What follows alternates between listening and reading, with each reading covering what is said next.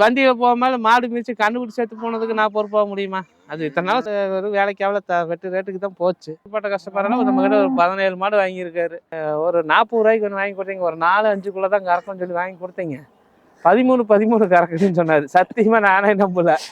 Video பார்க்குறோம், நீங்களே நம்புவீங்களா தெரியாது, நானே நம்பல. வணக்கங்கண்ணா. வணக்கம்ங்க. சரி, இந்த வாரம் சந்தை நிலவரத்தை பற்றி கொஞ்சம் சொல்கிறீங்களா? இந்த வாரம் பரவாயில்லைங்க, மாடுகள் நிறையா வந்துருந்துச்சு. சென மாடு வந்துச்சு, கண்ணு மாடு கொஞ்சம் கம்மி தான். ஆனால் அளவு பட்ஜெட் மாடுக்கு நிறையா இருந்துச்சு. இன்னைக்கு ஓரளவுக்கு நல்லதாக எல்லாம் வெளியூர்லேருந்து வந்தவங்களுக்கெல்லாம் எடுத்து கொடுத்துட்டோம். எத்தனை மாடு எடுத்து கொடுத்துருக்கீங்க? இருக்குங்க, அது மேலே இருக்கும், 20க்கு மேலே தான் இருக்கும். எந்தெந்த ஊர்? எல்லாம் லோக்கலில் தான் எடுத்து கொடுத்துருக்கீங்க? மார்த்தாண்டம், கன்னியாகுமரி பக்கம், அப்புறம் தூத்துக்குடி, இந்த உளுந்தூர்பேட்டை, திருவண்ணாமலை, மணப்பாறை, கும்பகோணம், பெரம்பலூர், அப்படி நிறைய ஊர் எடுத்து கொடுத்துருக்கோம். எல்லாமே வந்தவங்க எல்லாமே புது கஸ்டமருங்க இல்லை பழைய கஸ்டமர் வந்து? புது கஸ்டமர் வந்தாங்க, பழைய கஸ்டமர்களும் நான் 2-3 பேர் எல்லாம் ஃபோன் பண்ணாமையே அவங்களாம் வந்துடுவாங்க. அவங்கெல்லாம் அந்த உளுந்தூர்பேட்டை கஸ்டமரெல்லாம் நம்ம கிட்ட ஒரு 17 மாடு வாங்கியிருக்காரு. அவர் இதாக வர அதான் வரும், ஃபோன் பண்ண வர மாட்டார். திடீர்னு காலையில் வந்து ஆனால் எங்கன்னா இருக்குங்க, இங்கே இருக்குன்னா வந்துடுவார், அவ்வளோதான். 17 மாடு வாங்கி கொடுத்துருக்கோம் இன்ன வரைக்கும் அவருக்கு.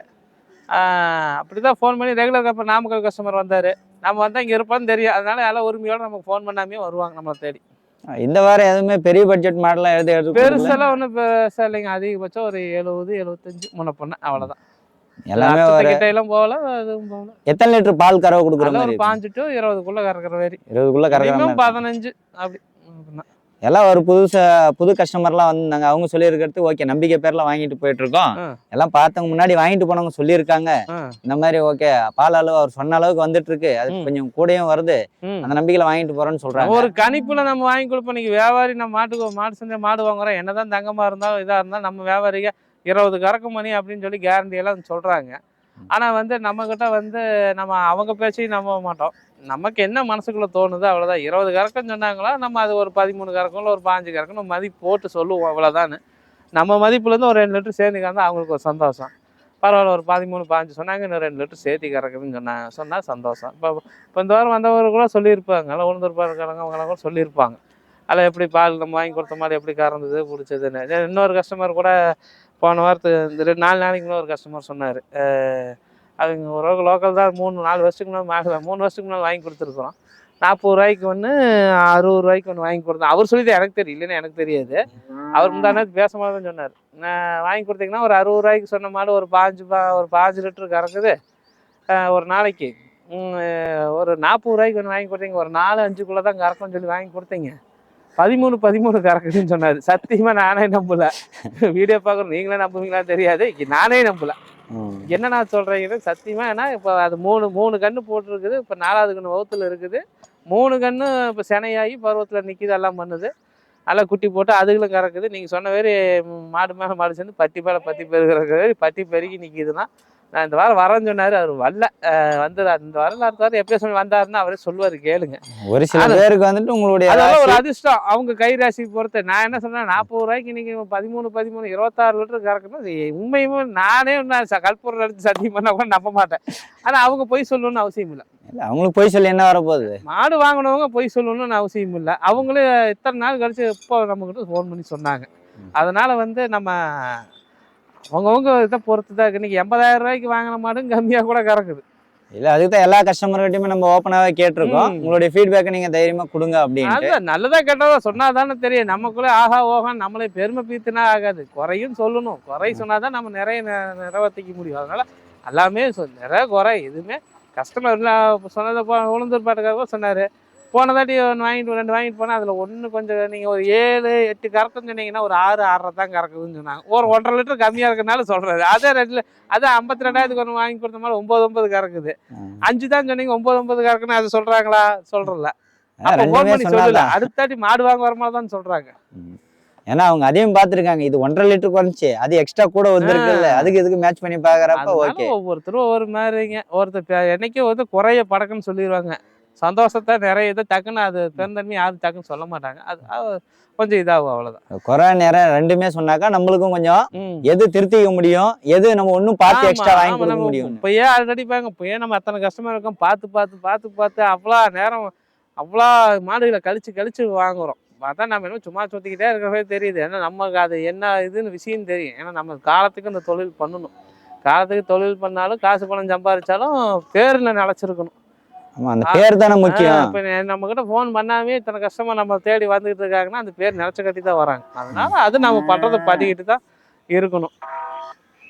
அதனால நம்ம முடிஞ்ச அளவுக்கு பார்த்து நமக்கு வாங்குற வேறு தான் பார்த்து நான் அவ்வளோ ஒரு இதாக பார்த்து பண்ணிட்டு இருக்கிறேன். அது 1 2 தப்பு வரும். இந்த வாரம் ஒரு மாடு அது என்னது செங்கல்பட்டுலேருந்து ஒருத்தவங்க மாடு வாங்கி கொடுத்தோம்.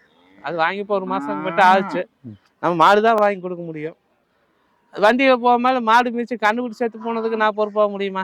அது இத்தனை நாள் சொல்லலை, சொல்கிறேன். யார் என்னன்னு சொல்ல பொறுப்பாக முடியாது. நம்ம மற்றவங்களா இருந்தால் நான் எப்படிங்க பொறுப்பேற்றுக்கோன்னு சொல்லுவாங்க. இருந்தாலும் அந்த மாட்டை ரிட்டர்ன் தாட்டி விட்டாங்க. ரிட்டர்ன் தாட்டி விட்டு அந்த மாடு வெறும் வேலைக்கு எவ்வளோ வெட்டு ரேட்டுக்கு தான் போச்சு. இன்றைக்கி அவங்களுக்கு 60,000 போட்டு இன்றைக்கி நான் மாடு வாங்கி கொடுத்துருக்குறேன். சொல்லுங்க மேடம். எனக்கு தான் காசு போகுது, அவங்களுக்கும் காசு போகுது, எனக்கும் காசு போகுது. இருந்தாலும் நம்மளை நம்பி வந்துட்டாங்க, நம்மளை நம்பி கேட்டான்னு இருக்கக்கூடாதுன்னு வாங்கி கொடுக்குறேன். இன்றைக்கி 60,000 போட்டு 72,000 வாங்கின மாடு இன்றைக்கி என்னால் முடிஞ்சது அவ்வளோதான் சொல்லிட்டு 60,000 ஒரு மாடு வாங்கி கொடுத்துருக்குறேன். ஆமாம், நான் பேர் எடுக்கிறதுக்குன்னா அதை காப்பாற்றுறது தான் ரொம்ப கஷ்டமா. ஆமாம், பேர் கெடுக்கிறது இன்னைக்கு மையான பிடிச்சி கொடுத்தோம் சீக்கிரம் 2-3 வாரத்தில் பேர் கெட்டு போயிடும். இல்லை, அதுதான் பேர், அதை காப்பாற்றுறது தான் ரொம்ப கஷ்டமா இருக்கு. அவங்களும் கஷ்டப்பட்டு வந்திருக்காங்க. அவங்க காசு நமக்கு போக வேண்டாம். நம்மளை வந்து தூரமாக இருந்து கிட்ட நின்னா தூரமாக இருந்தால் ஒரு சாபம் கூட விட வேண்டாம். என்னை பொறுத்தளவுக்கு சாபங்கிறது நானே ஒரு 100 ரூபாங்கிற 1000 ரூபா செலவு பண்ணால் தெரியாது. அதையே ஏதோ யாரையோ நம்பி இல்லை ஏதோ ஒரு பக்கம் விட்டு ஏமாந்தாங்க மேலே தான் தெரியும். சோப்புலேருந்து இந்த காசு விழுந்தாலே அது யாருமா என்னன்னு தெரியும். இன்னைக்கு நம்மளே ஒரு கண்ணுக்குட்டி எத்தனை கண்ணுக்குட்டி வாங்குறான் விற்கிறோம். அதை 2 கண்ணுக்குட்டி தண்ணி குடிக்கல நமக்கு எவ்வளோ கஷ்டமா இருக்குது. ஆஹா, இதெல்லாம் தண்ணி குடிக்க மாட்டிக்கிட்ட மாட்டேங்குது, காசு போயிட மாட்டேங்குது அப்படின்னு நினைக்கிறோம்ல. அப்படி தானே அவங்களுக்கும். அது நம்ம இதே ஃபீல்டில் உள்ளவங்களுக்கே தடுமாற்றம் இருக்குது. அதனால இந்த வாரம் 60,000 போட்டு ஒரு மாடு வாங்கி கொடுத்துருக்குறேன். போன ஒரு மாதத்துக்கு முன்னால் 95,000 ஒரு மாடு வாங்கி கொடுத்துருக்குறேன்.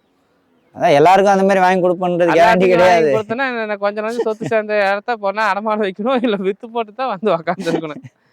ஏதோ அதுக்காக தான் கண்ணு கருத்துமா பார்த்து பண்றது.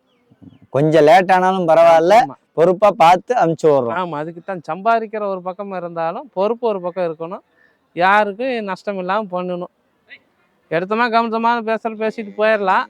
அது வேண்டாம். நமக்கு எதுக்கு? நம்ம செய்கிற தப்பு நம்ம குடும்பத்தை பாதிக்கும், நம்ம பிள்ளைங்களை பாதிக்கும். பிள்ளைங்களுக்கெல்லாம் சாவு வருது. அதனால அதெல்லாம் எதுக்கு நமக்கு? நம்ம செய்கிறது நம்மளோட போய்கிட்டோம். சரிங்கண்ணா. மீண்டும் நெக்ஸ்ட் அடுத்த வாரத்தில் இப்போ ஆல்ரெடி எடுத்திருக்கோம் கஸ்டமர் எல்லாருமே, அவங்களுடைய வீடியோக்கெல்லாம் வரும். நம்மளுடைய நேயர்களுக்கு சொல்லிடுங்க. இனி இந்த வாரம் நிறைய மாடு எடுத்திருக்கோம். அடுத்த பொங்கல் வாரம் எப்படி இருக்குன்னு தெரியாது. இருந்தாலும் இந்த வாரத்துக்குள்ளே சொல்லிடுறேன். அட்வான்ஸ் பொங்கல் நல்வாழ்த்துக்கள். ஆஃபர் இருக்குதுங்க. மாடு வாங்க வந்தால் கயிறு 1 ஃப்ரீ. கரும்பு கொடுத்துருங்க. இல்லை, கயிறு தான் ஃப்ரீ. இல்லை, பொங்கலுக்கு எல்லாம் கரும்பு தானே கொடுப்பாங்க, அதுக்கு தான் கேட்டேன். போறப்ப கழிவுல போட்டு விட்டோம்னா அது வாழைப்பழம் கொடுத்துட்றாங்க. சரிங்க, வாழைப்பழமே ஃபிக்ஸ் பண்ணிக்கலாம் எல்லாரும். உங்களுக்கு வாழைப்பழம் தாங்க. சரி, நன்றிங்க.